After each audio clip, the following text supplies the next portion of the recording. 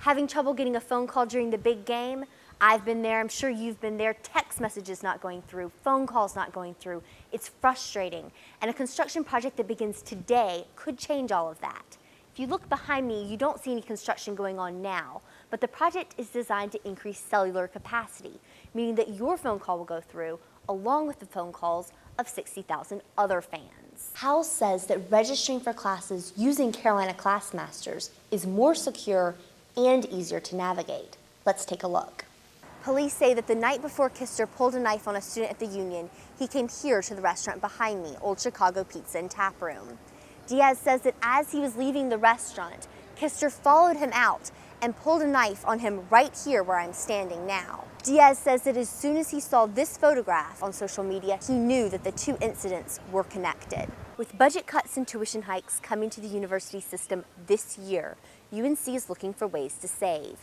I'm here at South Building, where Chancellor Folt has some decisions to make. In June, the university joined Sweden, Australia, and Denmark for the largest genetic investigation of eating disorders ever.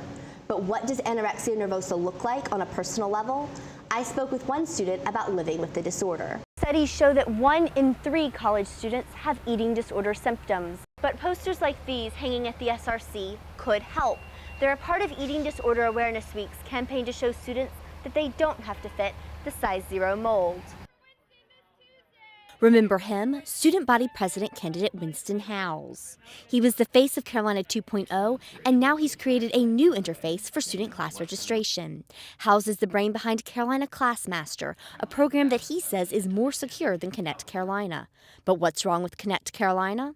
There were ways to change grades, there were ways to graduate in a semester. You could see people's financial information and from that then commit bank fraud. Fran Dykstra is Assistant Vice Chancellor of ITS. It's certainly true that Winston could do that. I would be surprised if anybody else could. It's a little premature for anybody to be saying that the vulnerabilities that Winston believes he has discovered are in fact vulnerabilities. Dykstra says ITS is looking into the issues, but Howells says it's not fast enough, and he's still bringing up problems which he says haven't been addressed.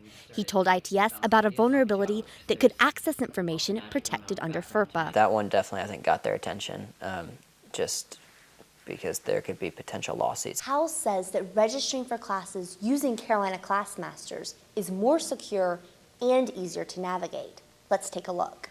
When you register for a course, the interface shows your schedule, detailed information about the course, a map of the area, and even a blinkness report, all without having to navigate a bunch of tabs.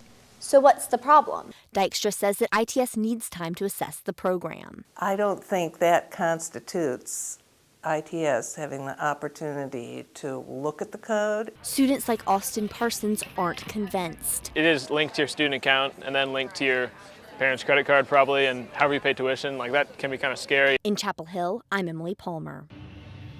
For sophomore Cynthia Grace Clarkson, this is more than just a routine workout. She's a bodybuilder who fought crippling depression and suicidal tendencies that landed her in a psychiatric hospital. The nurse looked at me and she said, "You should be glad you get another chance." When Clarkson got out of the hospital, she hit the gym. I can deadlift 170 pounds. She wanted to share her story with others, so 8 months ago, she created an Instagram page to document her recovery and exercise journey.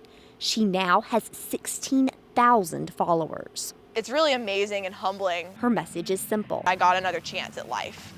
And that's the amazing thing, is recovery is possible. And many of her followers have asked for advice about working out. I was like, I wonder if I could actually make a business out of this. So just a few months ago, Clarkson made the jump, launching an online business called My Workouts. She has about 30 customers so far. Her workouts are customized to fit individual schedules and ability levels. You don't even have to leave home to work out. I pretty much take away every excuse that you can have not to work out. Besides the new business, Clarkson launched another project to help followers whose depression has led to cutting themselves. If you're tempted to self-harm, you write my name on your arm, you send me a picture of it, and I do the same for them. I look down at my arm throughout the day, I think about them. Hours and hours on Instagram and hundreds of letters sent all over the country and across the world. But why all the time and effort for people she's never even met? I want to keep sharing my story. I want to go even further than what I'm doing now.